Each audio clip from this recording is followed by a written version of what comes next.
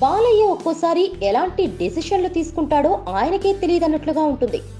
ఆయన ఇచ్చిన మాట కోసం కట్టుబడి ఆ డైరెక్టర్ క్రేజ్ వాల్యూ పట్టించుకోకుండానే చాలా మందికి ఛాన్సులు ఇచ్చేస్తుంటాడు. అలా ఛాన్సులు ఇచ్చినప్పుడల్లా బాలయ్య సినిమాలు ఫ్లాప్ అయినా మళ్లీ తిరిగి భారీ రిస్కులు చేస్తుంటాడు.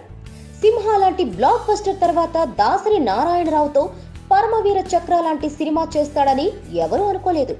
సినిమా డిజాస్టర్లకే డిజాస్టర్ అయింది.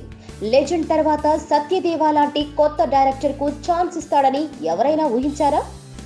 Result same to same, Lion disaster అయింది.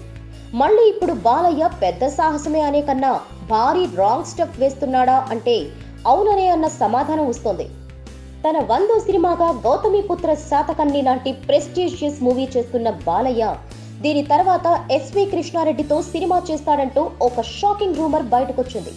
కృష్ణారెడ్డి కథకు బాలయ్య గ్రీన్ సిగ్నల్ ఇచ్చాడని, ప్రీ ప్రొడక్షన్ వర్క్ కూడా మొదలైందని, బాలయ్యకు సన్నిహితుడైన వారాహి చలనచిత్రం అధినేత సాయి కొర్రపాటి ఈ చిత్రాన్ని నిర్మించడానికి సన్నాహాలు చేస్తున్నాడన్న రూమర్లు ఇండస్ట్రీలో వినిపిస్తున్నాయి.